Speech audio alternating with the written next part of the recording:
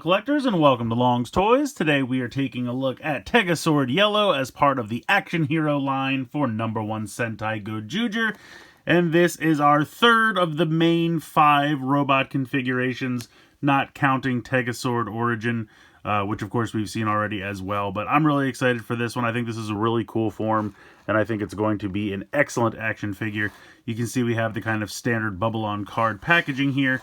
Over here on the back, we have some random configurations and poses for the figure, and it boasts 15 points of articulation, which is pretty standard for this line. I'm going to go ahead and get him out of the packaging here, and we will take a closer look.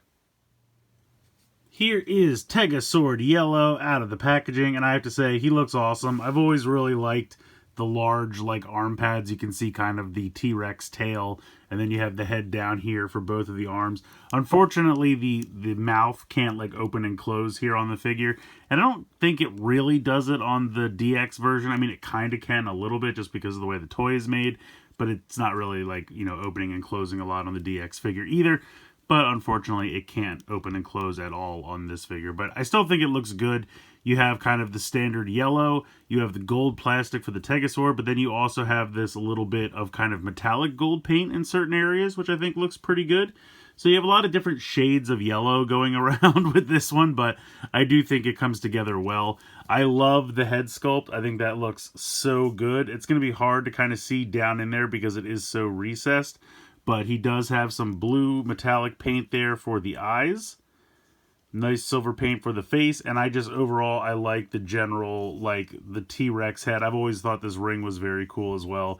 The way the mouth opens to the side to reveal the robot head. I think that looks pretty cool. You can look up and down ever so slightly, but you can turn side to side as well. Can't really tilt. So, well, maybe the tiniest little bit on the ball joint there. You have some nice metallic yellow paint here in the center.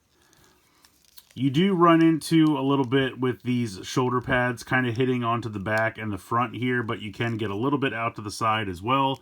You have a 90-degree bend there for the elbow, and you do have a bicep swivel hidden under there as well. This is all one solid piece. Like I said, unfortunately, no movement here for the hands. You can lift this little skirt piece up a little bit. You have a little bit of movement here in the waist.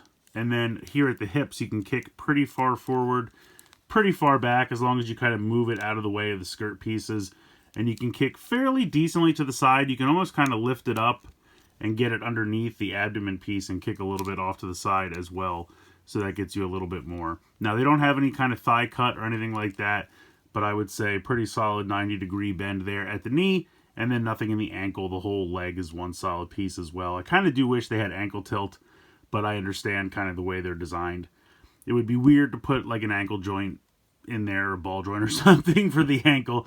You could maybe do like a simple hinge, but it would look really out of place, I think. So I understand why they didn't.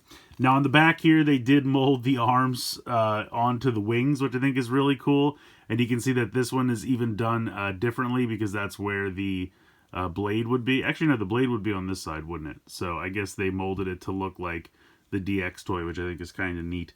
You can still move the wings all the way around if you want. Unfortunately, mine are a little bent from the packaging, so hopefully over time I can get them to bend a little bit further back, but they're still made out of that kind of softer, malleable, translucent plastic. But yeah, it's a pretty cool figure. I definitely like the form. It's one of my favorite forms. I feel like the symmetrical nature to it, I think, is maybe something that I just subconsciously enjoy. And for that reason, I've always kind of liked this. Is definitely one of my favorites of kind of like the core 5.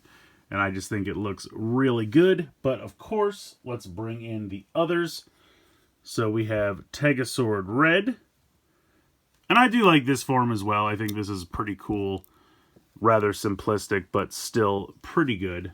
I would assume they'll give us the Deca Wolf form at some point. We'll have to see how that goes. But then we have Tega Sword Blue as well.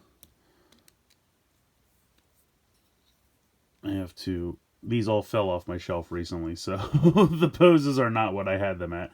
And the wings are a little messed up, but it's cool seeing these three together. I think this looks really cool. And then we can kind of put Tega Sword Origin kind of looming in the back Well, now he's just completely hidden. But maybe if we stagger these a bit, we can see them all. There we go. So definitely amassing quite the mecha collection here in the action figure line, which I think is really cool. Green and black should be coming soon. We're finally getting the figures for Unicorn and Eagle. I don't know why they've taken so long, but we'll finally have the core team. And I would imagine they'll do one of these for Goody Burn as well. Haven't seen anything yet, but I think it'll be cool to have like a display with all of the mechs kind of in the background and then all of the figures of the team in front of them for their corresponding, figure and mech. At least that's what I'm hoping for. That's what I'm looking to get out of this eventually. But yeah, I think these guys look pretty cool all together. And I definitely think this is one of the best. I mean, not that any of the figures are terrible, but like I said, I've always liked this form. I love the giant T-Rex hands, and I think it translates very well into an action figure. Yeah, I like Tega Yellow a lot. Like I said, it's a really cool form. Definitely one of my favorites. Even though we have a lot of different shades of yellow going on here with the metallic yellow on the actual Tyrannosaurus parts, the yellow itself, as well as the gold of the Tegasword, I feel like they're balanced out fairly well, and it doesn't really look out of place or anything like that. So I think it was pretty successful here. I like how they molded the arms onto the wings in the back, showing that they would store there, just like the DX toy. I think that's a really nice touch. Love the head sculpt on this. I think the T-Rex hands look cool. Do wish they could open and close to kind of give him some semblance of hands. But, he's just kind of using them as punching gloves, I guess. So, yeah, it's a cool form. Definitely a cool action figure. Definitely one of my favorites. So, very happy to get this one and add it to the collection. But let me know what you guys think in the comments below. Please like, share, and subscribe. Hope you guys enjoyed the video. And as always, thank you so much for watching.